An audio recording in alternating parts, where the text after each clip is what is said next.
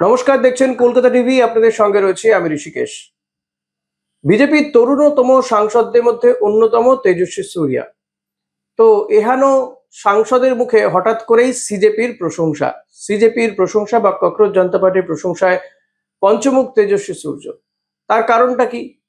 কারণ এই ককরোচ জনতা পার্টির আন্দোলনের ঝড়ে কার্যত বিজেপির যে সংগঠনে সেখানে বিরাট বড় একটা ঝাঁকুনি পড়েছে।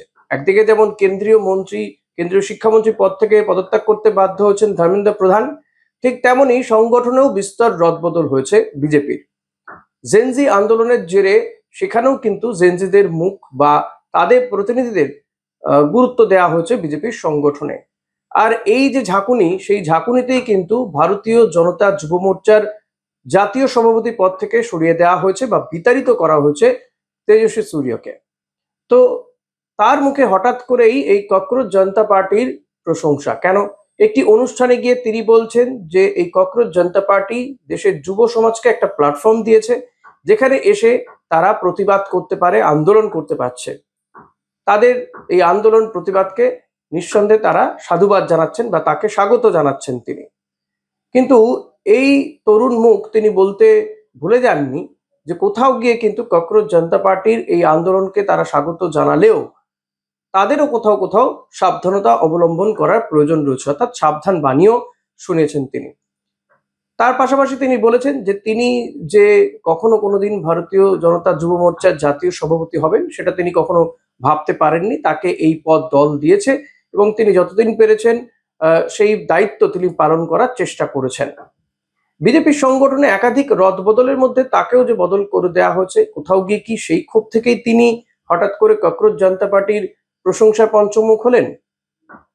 এখানেই ঘোর কাটে যখন তিনি বলেন যে কোথাও গিয়ে সিজেপিকে মনে রাখতে হবে যে শুধুমাত্র যদি তারা বাছাই করে আন্দোলন করে তাহলে কিন্তু তাদের বিশ্বাসযোগ্যতা নিয়ে প্রশ্ন উঠে যাবে। তার বক্তব্য, যদি তাদের মনে হয় যে বিজেপি শাসিত সরকারগুলো কাজ করছে না, তাদের বিরুদ্ধে আন্দোলন করবে, আর বাছাই করে কংগ্রেস শাসিত রাজ্যে কোনো আন্দোলন করবে না, তাহলে হবে না। তাদেরকে দেখলে চলবে না যে ক্ষমতায় কে রয়েছে, তাদের বরং ইস্যু ভিত্তিক আন্দোলন করা উচিত।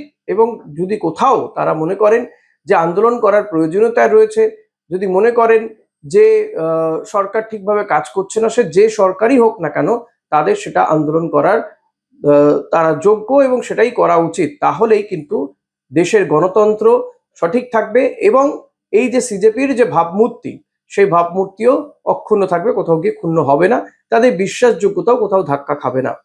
সর্বোপরি তার বক্তব্য যে বিজেপি নিঃসন্দেহে জানে ককরোচ জনতা পার্টির এই আন্দোলন যতই তারা আন্দোলন করে একবার জয় পাক না কেন, বা তারা যে সমস্ত ইস্যুগুলো তুলেছে সেগুলো যেমন সরকারের দেখা উচিত, তার বক্তব্য জেনজি বিজেপির সঙ্গে ছিল, বিজেপির সঙ্গেই আছে।